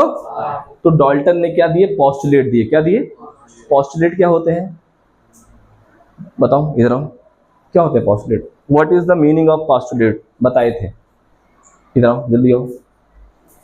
पोस्टुलेट का मतलब क्या होता है, पोस्टुलेट का मतलब होता है फंडामेंटल ट्रूथ। क्या होता है, यानी कि ऐसा सच जो क्या हो, फंडामेंटली क्या हो, ट्रूथ, मतलब ऐसा कथन जो क्या हो, फंडामेंटली क्या हो, ट्रूथ हो। तो डाल्टन ने अपनी जिंदगी में कोई भी एक्सपेरिमेंट नहीं करा। उन्होंने किससे, प्रॉस्ट से, एंटोनी लिवाइजर से और अलग अलग साइंटिस्टों को लेके उन्होंने दुनिया को क्या बताए, कई सारे पोस्टुलेट। क्या बताए, कई सारे। जैसे पहला पोस्टुलेट था क्या, इस दुनिया का जितना भी मैटर है वो किससे बनता है, एटम से। एटम क्या है, इंडिविजिबल। इंडिविजिबल का मतलब कि एटम को तोड़ा नहीं जा सकता इन द कंटेक्स्ट ऑफ क्या है, chemical reaction. In the context of chemical, जिस टाइम पे ये बोला था उस टाइम पे सब एटॉमिक पार्टिकल की खोज नहीं हुई थी। थॉमसन को यही बात लगी कि आखिर में अगर एटम एटम कंबाइन हो रहे हैं तो इसका मतलब है कि इस एटम के सब एटॉमिक पार्टिकल कहीं ना कहीं पार्टिसिपेट करते होंगे। तब थॉमसन ने अपनी रिसर्च कर दी। तो एटम क्या है, इंडिविजुअल, यानी कि जब कभी भी रिएक्शन होता है तो एटम इंडिविजिबल है। क्या है, इंडिविजिबल। एटम हमेशा होल नंबर में जुड़ रहा है, किसमें जुड़ रहा है, यानी कि पूरा का पूरा जुड़ रहा है। इसका मतलब है कि एटम को डिवाइड हम नहीं कर सकते। उसके बाद उन्होंने बताया कि जब भी कोई रिएक्शन हम कराएंगे तो रिएक्शन से पहले एटम का मास और रिएक्शन के बाद जो मतलब प्रोडक्ट का मास दोनों क्या होगा, same. Atom can not B क्या है, क्रिएटेड, कैन नॉट बी। उसके बाद क्रॉस लॉ के बताया उन्होंने क्या बताया कि कभी भी कोई प्रोडक्ट बनता है तो हमेशा कैसा बनता है, फिक्स्ड रेशियो। यानी कि जितने भी मॉलिक्यूल इस दुनिया में पाए जाते हैं करोड़ों अरबों, वो सारे के सारे क्या है, फिक्स्ड रेशियो में है कि नहीं है। अगर उसका रेशियो चेंज कर दोगे तो प्रोडक्ट ही चेंज हो जाएगा। और क्या बताया उन्होंने, और बताया उन्होंने कि इस दुनिया में पाए जाने वाले जितने भी एलिमेंट है, अगर सेम एलिमेंट है तो कहीं पर भी पाया जाएगा उसकी प्रॉपर्टीज क्या होगी, हमेशा सेम। अगर डिफरेंट एलिमेंट जो है वो आपस में, जो 118 एलिमेंट है आपस में कभी भी मैच नहीं करते। हाइड्रोजन है तो हाइड्रोजन ही रहेगा, वो कभी ऑक्सीजन की तरफ यह नहीं करेगा, है कि नहीं है। ये सब सारी चीजें हैं, ये दोबारा डाल्टन ला है कि नहीं है। अब इसके बाद हम लोग नेक्स्ट क्लास में क्या पढ़ेंगे, हाउ एटम कंबाइन। क्या है हाउ एटम। अब इसमें कुछ सारे एक्सपेरिमेंट है, क्या है, कुछ बहुत सारे क्या है एक्सपेरिमेंट है जो तुमको एनसीईआरटी बताती है। क्या बताती है एनसीईआरटी, जैसे लॉ ऑफ कंजर्वेशन ऑफ मास, क्या है, उसको प्रूफ करने के लिए उन्होंने एक लिया था, क्या लिया था, H2O लिया था, क्या लिया था, और लिया था नमक, क्या लिया था, नमक, क्या लिया था, नमक कैसा था, नमक का फॉर्मूला क्या होता है, NaCl। क्या होता है, जब NaCl को पानी में घोलते हो तो पानी में क्या नमक दिखाई देता है, पानी कैसा हो जाता है, मतलब विजिबल, कैसा रहता है, विजिबल। और नमक कैसा हो जाता है, डिसअपियर, मगर डिसअपियर नहीं होता, एक्चुअल में क्या हो जाता है, वो डिजॉल्व, क्या होता है, यानी कि उस पानी के अंदर नमक रहता है लेकिन हमको दिखाई नहीं देता। ये क्या था, हमारा फिजिकल चेंज। यानी कहने का मतलब है कि एनसीईआरटी ने तुमको 2 एक्सपेरिमेंट कराए। क्या कराए, दोनों एक्सपेरिमेंट में एक में फिजिकल चेंज हो रहा था और एक में क्या हो रहा था, केमिकल चेंज। तो ये तुम्हारा कैसा चेंज था, फिजिकल। जिस चेंज को तुम अपनी आंखों से देख सको उसको क्या बोलते हैं, फिजिकल चेंज, क्या बोलते हैं, और जिसको अपनी आंखों से न देख सको उसे क्या बोलते हैं, केमिकल चेंज। तो यहाँ पे नमक पानी गायब हो गया, ये कैसा चेंज था, फिजिकल चेंज। अब हमने इसका मास लिया, इसका मास लिया और इसका मास लिया, देखा तो इसका मास एग्जैक्ट क्या हो गया, इसके बराबर, है कि नहीं है। फिर हमने दूसरा एक्सपेरिमेंट कौन सा किया था बेटा, हमने लिया था विनेगर, क्या लिया था, हमने लिया विनेगर, क्या लिया, और हमने क्या लिया, बेकिंग सोडा, क्या लिया, बेकिंग। अब हमने बेकिंग सोडा लिया, इधर विनेगर को नापा, इधर बेकिंग सोडा को नापा, और जैसे ही हमने इसको मिलाया, यहाँ पे हमने विनेगर रखा और इसमें हमने डाल दिया क्या, बेकिंग सोडा, क्या डाल दिया, बेकिंग। जैसे ही बेकिंग सोडा डाला तो यहाँ से क्या निकल गई, CO2, क्या निकल गई। अब हमको पता ही नहीं था कि CO2 निकलेगी नहीं निकलेगी, और जब CO2 निकल गई तो हमने इसका वजन तौला और इसमें जो बना था इसका वजन तौला, और जब दोनों का वजन हमने तौला तो इसका वजन क्या हो गया, कम। क्यों कम हो गया, क्योंकि यहाँ से CO2 क्या निकल गई, बाहर। तो हमको इस रिएक्शन को बताया गया कि जिस रिएक्शन में गैस निकलेगी, क्या निकलेगी, उसको हमेशा किस में करना पड़ेगा, क्लोज सिस्टम, कितना उन्होंने। तो हमने क्या किया, फिर क्लोज सिस्टम का इस्तेमाल किया। तो हमने क्या किया, नेक्स्ट एक्सपेरिमेंट में यहाँ पे हमने क्या लिया, बीकर, और बीकर में क्या निकली थी, CO2, क्या निकली थी, और हमने ऊपर क्या लगा दिया, बैलून, क्या लगा दिया, देखिए बैलून, क्या लगा दिया। और उसके बाद जब हमने इसको नापा तो दोनों का वजन क्या आ गया, बराबर। तो उन्होंने बताया कि तुम्हारे एक्सपेरिमेंट में गलतियां हो सकती हैं, अगर क्या हो, गैस निकल रही हो तो उनको वो एक्सपेरिमेंट कहाँ करना पड़ेगा, क्लोज सिस्टम में, और दोनों का मास कैलकुलेट करोगे तो क्या होगा, बराबर आया। पहले वाले में NaCl और H2O का इस्तेमाल किया, ठीक, दूसरे वाले में विनेगर और बेकिंग सोडा का इस्तेमाल किया। उन्होंने ये कहा कि चलो हटाओ, इसमें तो गैस निकल जाती है तो एक एक्सपेरिमेंट और कर लेते हैं। तो उन्होंने कौन सा किया, बेरियम, किसका किया, बेरियम क्लोराइड और सोडियम सल्फेट, किसका किया, बेरियम, अब चल नहीं रहा है ऐसे ही बोल दे रहे हैं, ठीक है, बेरियम क्लोराइड का और सोडियम सल्फेट का। उसमें हमको लास्ट में क्या मिला, बेरियम सल्फेट। और बेरियम सल्फेट कैसा होता है, प्रेसिपिटेट, क्या होता है, प्रेसिपिटेट का मतलब होता है कि जब भी कोई रिएक्शन कराओ और उसमें अगर प्रेसिपिटेट मिले उसको पानी में घोलो तो ना घोले, ऐसा सॉलिड सब्सटेंस जिसको पानी में घोलो और ना घोले उसे क्या बोलते हैं, प्रेसिपिटेट। और इस रिएक्शन में गैस नहीं निकलती, दोनों का वजन किया गया, क्या निकला, बराबर, है कि नहीं है। कुछ एक्सपेरिमेंट थे, कुछ सवाल थे, इसके सवाल थे, क्या थे, अगर मान लो तुमको कोई हम क्या दे दें, रिएक्शन दे दें, क्या दे दें, कैल्शियम कार्बोनेट दे दें, और उसको किस में दे दें, HCl, ऐसे तो था, ठीक, जो भी है उसमें कुछ सारे क्या थे, सवाल।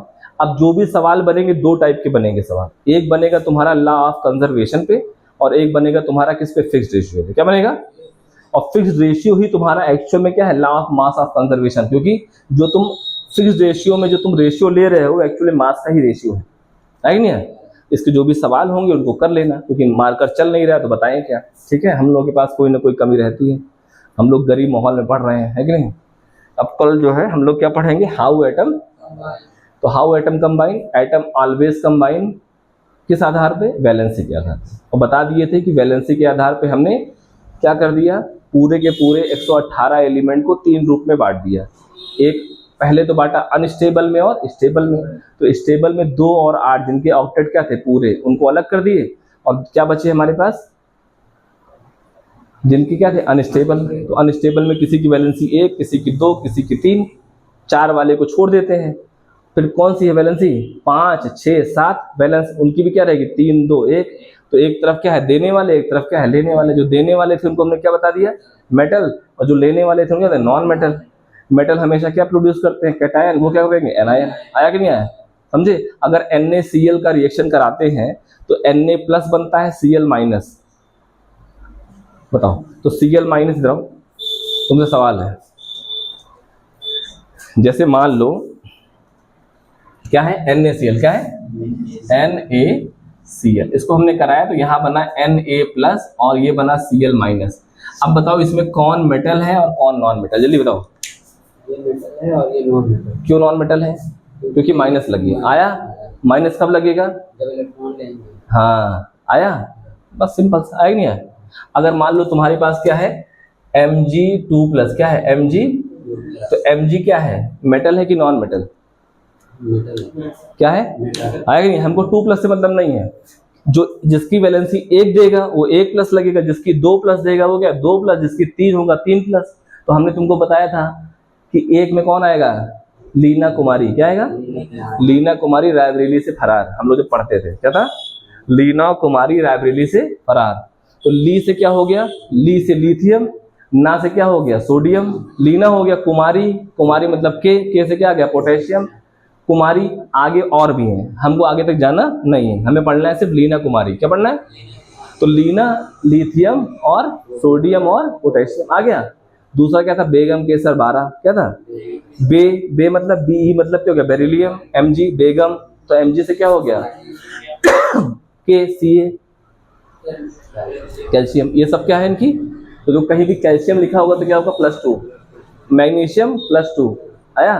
एल्युमिनियम क्या था 3, याद आया। तो एल्युमिनियम के पास क्या होगा +3, आया गया। तो जितने भी मेटल्स हैं वो हमेशा क्या प्रोड्यूस करेंगे कैटायन, और जितने भी नॉन मेटल हैं वो क्या प्रोड्यूस करेंगे एनायन। आया कि नहीं आया, समझे, क्या समझे। ये दोनों है लेने और देने वाले। और एक और बॉन्ड होता है जिसमें शेयर होता है, क्या होता है शेयर।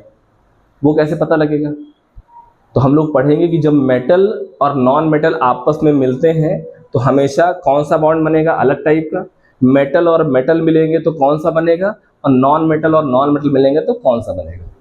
मेटल और मेटल मिलेंगे तो बॉन्ड बनेगा मेटेलिक बॉन्ड। क्या बनेगा, जितनी भी सरिया देखते हो, लोहे देखते हो, सारे के सारे किससे बने हैं मेटेलिक बॉन्ड से। किससे, जब मेटल और नॉन मेटल मिलेगा तो क्या बनेगा आयोनिक बॉन्ड। क्या बनेगा, और जब नॉन मेटल और नॉन मेटल मिलेगा तो क्या बनेगा कोवैलेंट बॉन्ड। क्या बनेगा, आएगा नहीं आया, क्यों।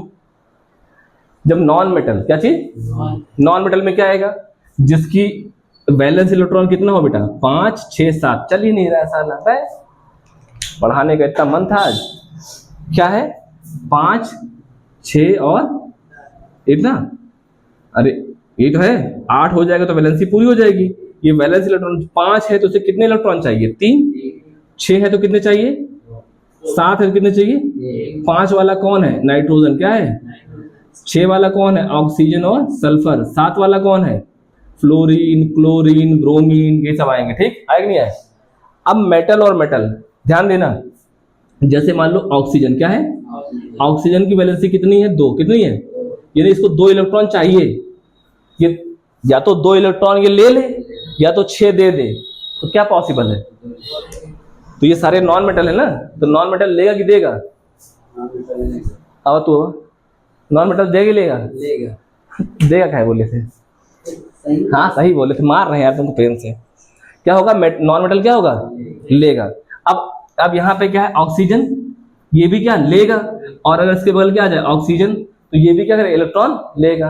अब जब दोनों नॉन मेटल है, दोनों क्या है, ये आपस में कैसे मिलेंगे, इसको भी इलेक्ट्रॉन चाहिए, इसके बगल वाले को भी इलेक्ट्रॉन चाहिए, तो क्या करेंगे, ये कहेंगे एक काम करते हैं और हम लोग क्या कर लेते हैं, शेयर। क्या कर लेते हैं, तो ये हमेशा क्या करते हैं, शेयर। और जब शेयर करेंगे तो क्या बन जाएगा, कोवैलेंट बॉन्ड। क्या बनेगा, और जब इलेक्ट्रॉन देगा और इलेक्ट्रॉन लेगा तो क्या बन जाएगा, आयोनिक बॉन्ड।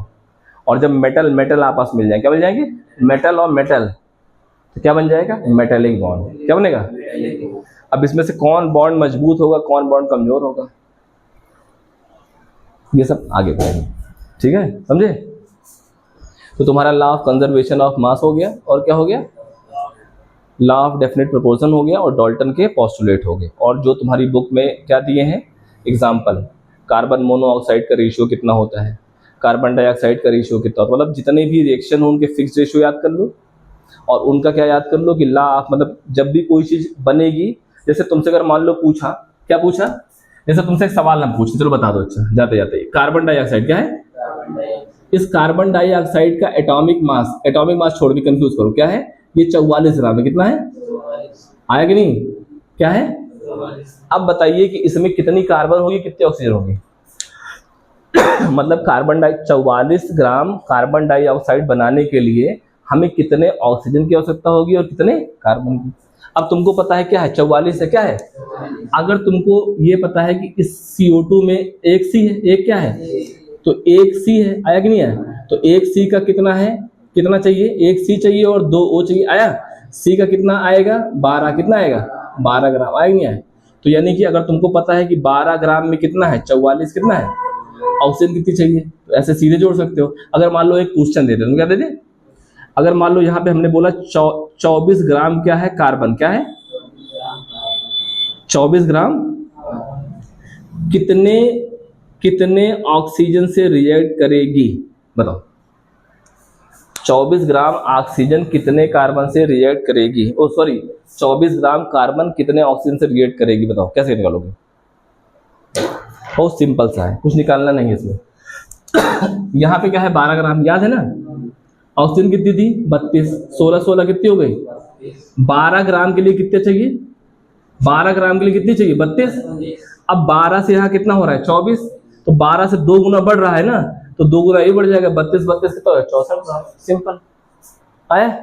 अगर मान लो तुमको लिखा है ऑक्सीजन लिखा है और सल्फर लिखा है और रेशियो दिया हुआ है, चलो यार कल बताएंगे, मार्कर चलिए क्या बताएं, चलो बंद करो।